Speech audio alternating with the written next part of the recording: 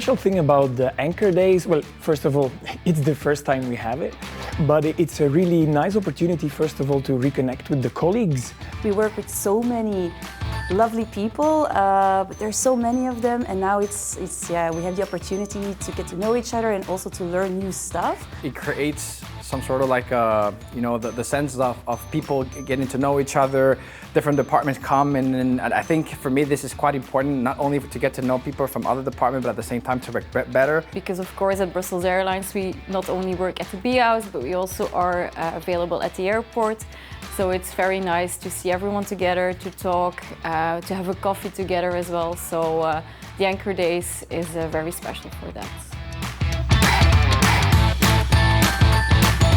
For me, the highlights, I think the topics were very well, selected. We were really able to choose in beforehand among quite a long list of interesting topics, internal topics, but also quite some external topics, so things that normally you would not be able to learn internally. For example, this morning I did a yoga class, and it's something that you normally don't really do at the office, so it's really fun to do that with people from finance and revenue.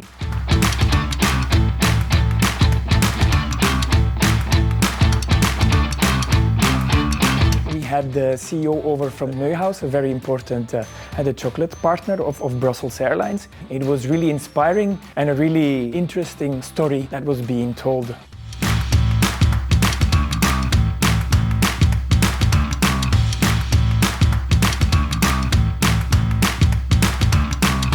The Anchor Days are important for Brussels Airlines because now it's a really nice initiative from the company to bring everyone back together again. As an airline, especially based in Belgium, where there is a lot of competition, you need to be strong against your competitors. And I think the best foundation for that is to have an Anchor Day, where everyone is present and where you can create bonds, where you can meet new people. So I think that's the foundation of an airline. Summarizing in one word: Inspiring. Friendly. Refreshing. Lovely.